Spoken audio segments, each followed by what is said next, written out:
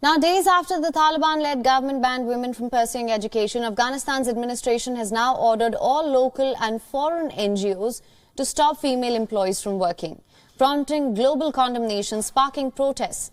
The decision has now resulted in a massive backlash.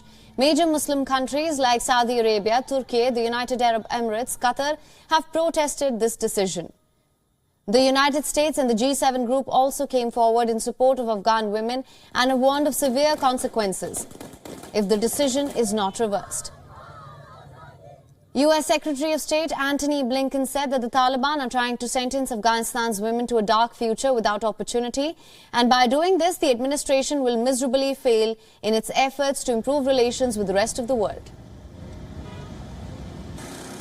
There are going to be costs if this is not reversed, if this is not changed. I'm not going to detail them today, but we will pursue them in coordination with allies and partners.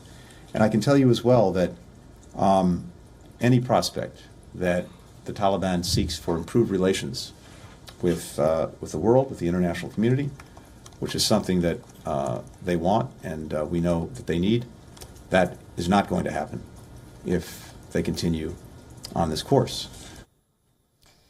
Meanwhile, German Foreign Minister Annalena Baerbock, on behalf of the Group of Seven, strongly condemned Taliban's decision and addressed the issue to be crimes against humanity.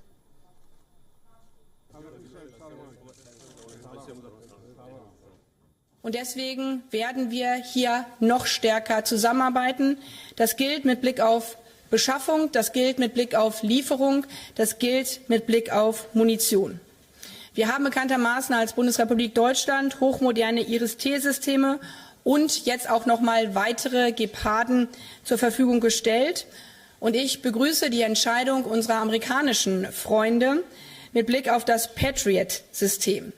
Wir werden jetzt gemeinsam noch mal schauen, was wir zusätzlich weiter tun können. United Nations too stood for Afghan women and said that the Taliban have time and again broken their promise, and added that it is hard to imagine a country developing without women's support. An impartial justice system. What it is, it's clearly another broken promise from the Taliban. We have seen since their takeover, and also in the past months, just a lessening of the space for women. Not only in education, but access to public areas, their non-participation in the public debate. It's another very troubling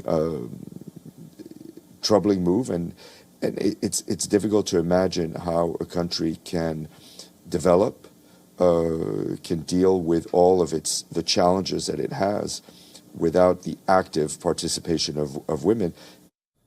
Education Minister, in his first comments on the matter, told Afghan state broadcaster that several issues had prompted this decision, blaming women's clothing. The Education Minister added that female students didn't adhere to appropriate Islamic attire and said that females in interaction with male students.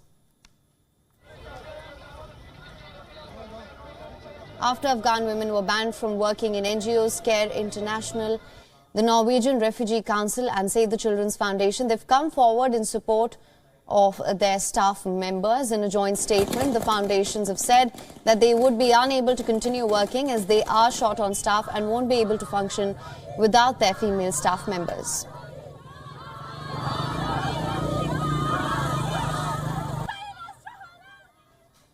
WION is now available in your country. Download the app now. Get all the news on the move.